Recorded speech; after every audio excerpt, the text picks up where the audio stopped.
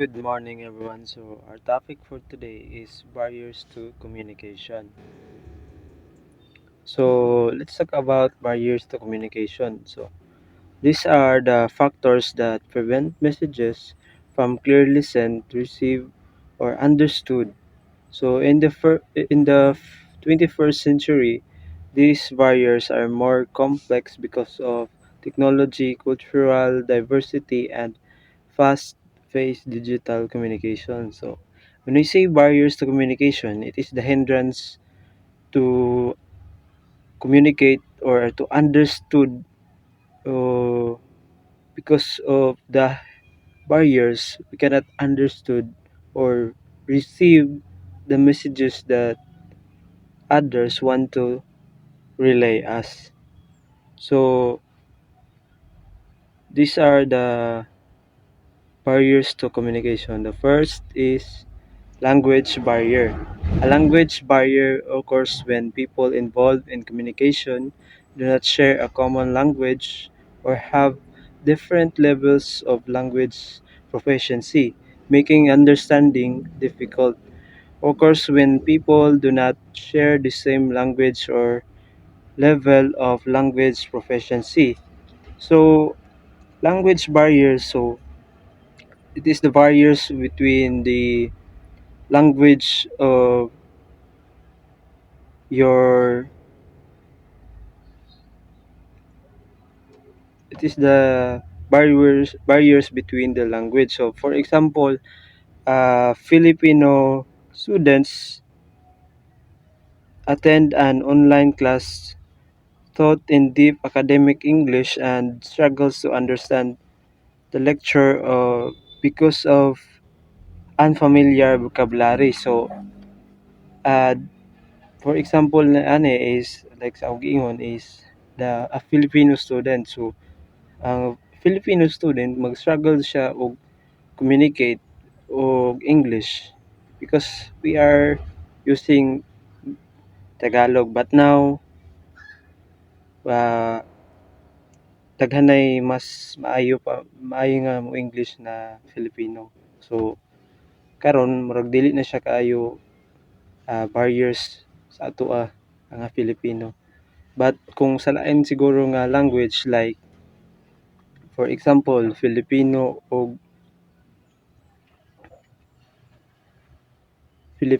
tapos Arabic, so uh, there there are there is barriers because of the languages.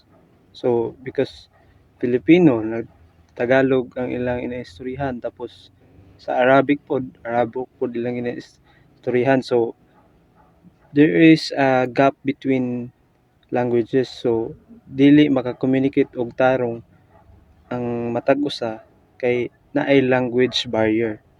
So the second is cultural barrier. So a cultural barrier happens when differences in beliefs, values, customs, or traditions affects how messages are enter, interpreted. When interpreted happens when cultural difference affects meaning or interpretation of messages. So for example, in some cultures, avoiding eye contacts shows respect, but in others, it may be seen as dishonesty during a job interview. So there will be a barrier between culture because we have different perspectives. So sa isa ka culture, ang iyang perspective sa pag-avoid og eye contact is uh, nag-represent siya as respect, but sa iyahang kaistorya lahi pud iyahang kuan perspective, kay ang pag-avoiding eye contact para pud sa iha is nag-represent pud sa dishonesty. So there will be barriers so between culture because we have different beliefs, values, and traditions. So that when we have different beliefs, values, there na mag-appear ang cultural barrier.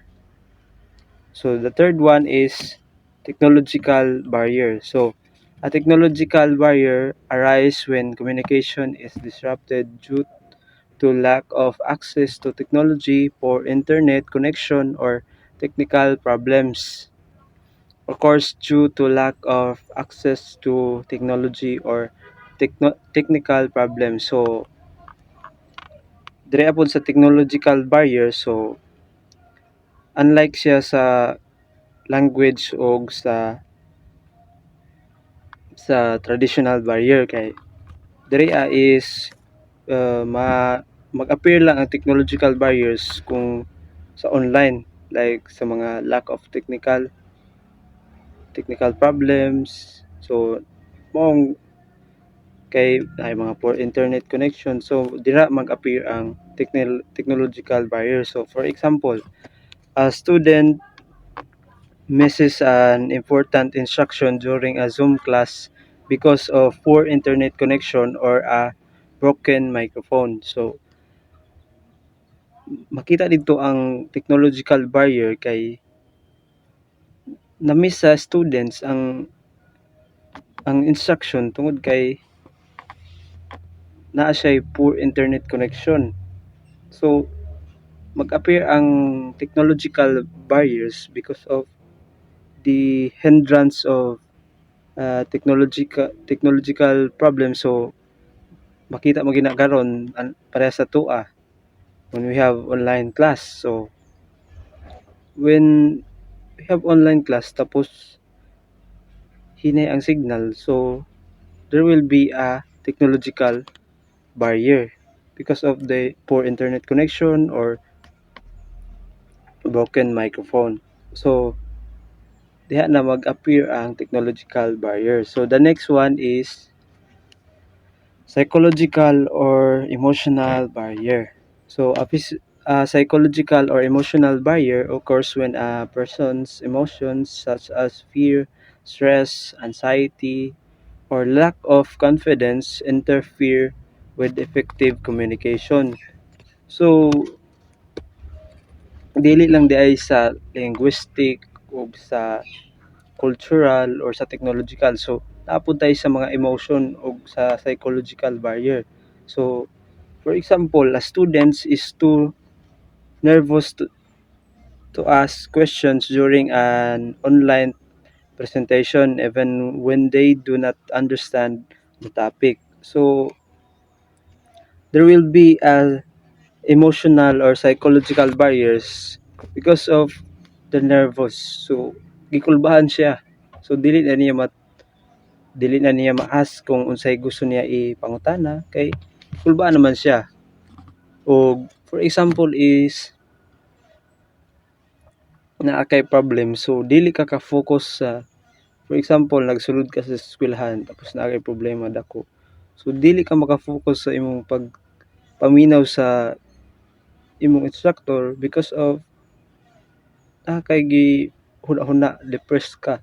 So there will be a psychological or emotional barrier. So it occurs when